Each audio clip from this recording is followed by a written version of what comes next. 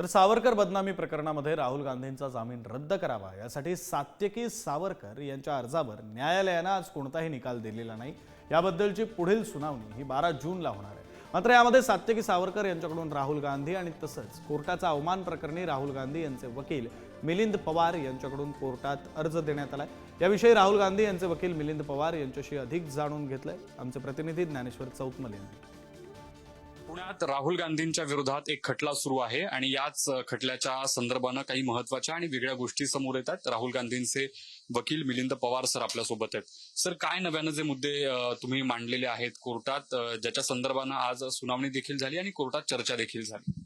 याच्यामध्ये फिर्यादी जे आहेत सात्यकी सावरकर यांनी मागच्या तारखेला अर्ज केला होता की राहुल गांधींचा जामीन रद्द करावा। राहुल गांधी वेळोवेळी कंडिशन भंग करतायत।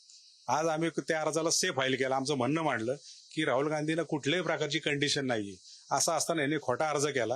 यांच्या अर्जामुळे देशभर बातम्या प्रसिद्ध झाल्या आणि राहुल गांधींचीच बदनामी झाली। म्हणून सात्यकी सावरकर यांच्यावर बदनामीचा खटला चालवावा, कोर्टाचा अवमान प्रकरणी कारवाई करावी असा अर्ज केला।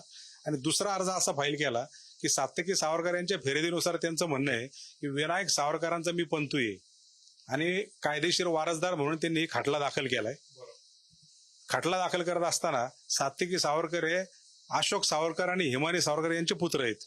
अशोक सावरकरांची पूर्ण वंशावळ न्यायालयामध्ये त्यांनी दाखल केली।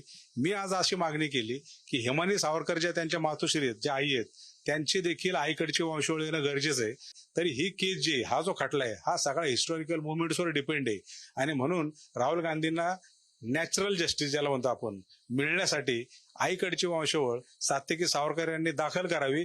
त्यांनी तशी दाखल न केल्यास न्यायालयाला आम्ही विनंती केली की विश्रामबाग पोलीस स्टेशन पुणे यांना डायरेक्शन देऊन ह्या वंशावळीचा पूर्ण शोध लावून तसा अहवाल न्यायालयात मागवावा। तर त्या आमच्या अर्जावर सात्यकी सावरकर यांचं म्हणणं मागवले आणि पुढची तारीख 12 जून 2025 रोजी ठेवलेली। आपण बघतोय की या सगळ्या संबंधानं सात्यकी सावरकर यांची जी वंशावळ आहे, अर्थात आईकडची जी वंशावळ आहे ती समोर आणली गेली पाहिजे, ती कोर्टासमोर आणावी अशा पद्धतीचा अर्ज आहे तो मिलिंद पवार सरांनी केलेला आहे। या सगळ्या संदर्भानं येत्या काळात नेमकं काय घडतंय, सात्यकी सावरकर यांची नेमकी काय बाजू असणार आहे हेही पाहणं महत्वाचं असेल। व्हिडिओ जर्नलिस्ट संपत मोरे समित ज्ञानेश्वर चौतमल, पुढारी न्यूज, पुणे।